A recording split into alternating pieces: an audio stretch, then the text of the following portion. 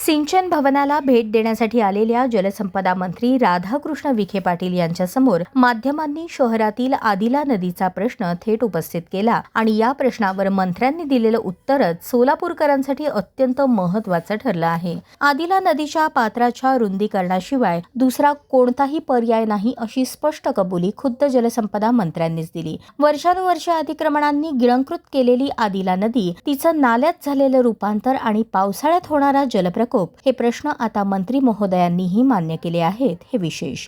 हा प्रश्न आमच्या समोर आला होता की बऱ्याच वर्षानुवर्ष रेखांकन झाल्यामुळे त्या भागात आता लोकवस्ती मोठ्या प्रमाणात उभी राहिलेली आहे. आता तुम्हाला हा बॅलन्स करावा लागणार आहे. रेड लाईन ब्लू लाईनचा विचार करताना मान्य उच्च न्यायालयाच्या निर्देशानंतर आमच्या विभागाचे जे प्रधान सचिव आहेत त्यांच्या अध्यक्ष कलेक्ट समिती नेमलेली आहे. खरं हा निर्णय लवकर व्हायला पाहिजे, कारण अनेक वर्ष प्रलंबित आल्यामुळे लोकांनी त्या ठिकाणी इमारती बांधल्यात, स्वतःची घर बांधली. आता शेवटी लोकांना विस्थापित करून तर काय होणार नाही आहे, पण त्याची एक बैठक झाली आमची. त्यातून कसा मार्ग काढता येईल आमचा प्रयत्न आहे की ज्यामुळे रुंदीकरणालाही साधारण रुंदीकरण केल्याशिवाय तर पर्याय नाही आहे. वर्षानुवर्ष ते खरं काम प्रलंबित आहे आणि त्यातून स्थानिक रहिवासी आहेत त्यांना त्यातून कशी आपल्याला मदत करता येईल तो आमचा प्रयत्न आहे.